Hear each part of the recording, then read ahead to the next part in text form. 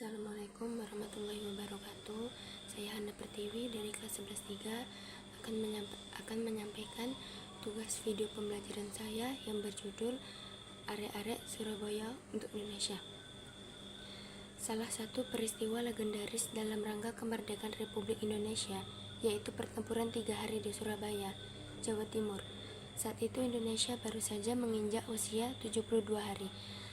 Arek-arek Surabaya pada waktu itu melakukan perlawanan kepada pasukan Inggris, lebih tepatnya pada 28 hingga 30 Oktober 1945. Terjadilah peristiwa bergelimang darah. Peristiwa 3 hari tersebut memicu pertempuran 10 November yang diperingati sebagai Hari Pahlawan. Pada 27 Oktober 1945, pasukan Inggris menyenggol emosi masyarakat Surabaya. Selebaran yang berisi kalimat provokatif tersebar dari langit. Isi kalimat tersebut ialah Inggris akan menembak mati setiap orang Surabaya yang membawa senjata. Pasukan Inggris datang ke Surabaya untuk melucuti senjata tentang Jepang dan mengubah Indonesia menjadi Hindia Belanda kembali. Inggris ingin membuat Indonesia berada di bawah NICA atau Netherlands Indies Civil Administration. Pada 28 Oktober 1945 pagi, arek Surabaya mulai bergerak dengan 120.000 orang untuk memulai serangan sejak pukul 4 waktu Indonesia Barat. Emosi arek Surabaya waktu itu sudah tak tertahan lagi. Pasukan Inggris tidak menyangka akan diserang dan dikalahkan oleh arek Surabaya yang bersenjatakan bedil Jepang dan senjata bambu runcing. Terdapat 428 korban jiwa dari sisi pasukan Inggris. Kemudian pada 38 Oktober 1945, Presiden Soekarno dan Wakil Presiden Hatta memutuskan untuk melaksanakan gencatan senjata. Keputusan tersebut berdasarkan dialog bersama dalang di balik selebaran tersebut, yakni Mayor Jenderal Hawthorne.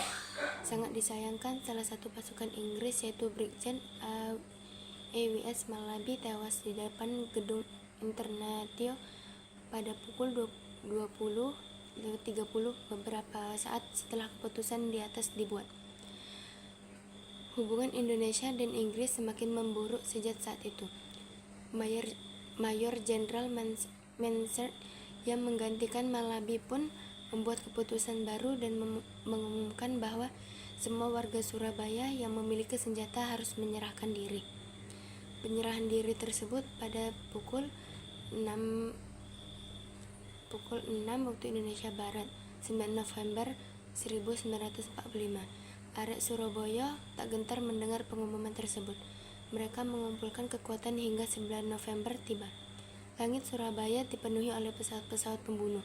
Jalanan penuh dengan tank-tank Inggris dengan gemuruh suaranya yang membuat bising warga sekitar. Pertempuran 10 November pun terjadi. Upaya yang dilakukan arek-arek Surabaya yaitu menyingkirkan papan nama jalan dan kampung agar pasukan Inggris kebingungan saat membaca peta kota Surabaya. Bung Tomo menuturkan arek Surabaya sebenarnya mereka merupakan pemuda-pemudi yang saling bekerja sama untuk menghadapi perang tersebut. Beberapa pemuda yakni Mulia Kusuma, Siti Aminah, Ani, dan Sulistina mengawasi distribusi makanan hingga di garis pertempuran terdepan. Di garis pertempuran ada pemuda bernama Sugiarto yang merupakan seorang pemain sepak bola yang rela menggantung sepatu bolanya dan bawa senjata untuk berperang. Namun sayang ia tewas dalam pertempuran itu. Pertempuran Surabaya terjadi selama 21 hari. Langit Surabaya berubah menjadi kelabu karena ledakan yang terjadi. Terdapat 20.000 personel TKR dan 100.000 orang sipil yang ikut membantu dalam perang tersebut. Relawan tersebut terdiri dari masyarakat yang berasal dari Madura, Bali, Sumatera, Kalimantan, Sulawesi, dan Maluku.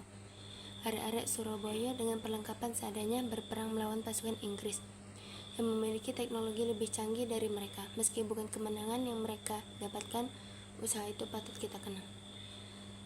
Sampai sini saja. Assalamualaikum warahmatullahi wabarakatuh.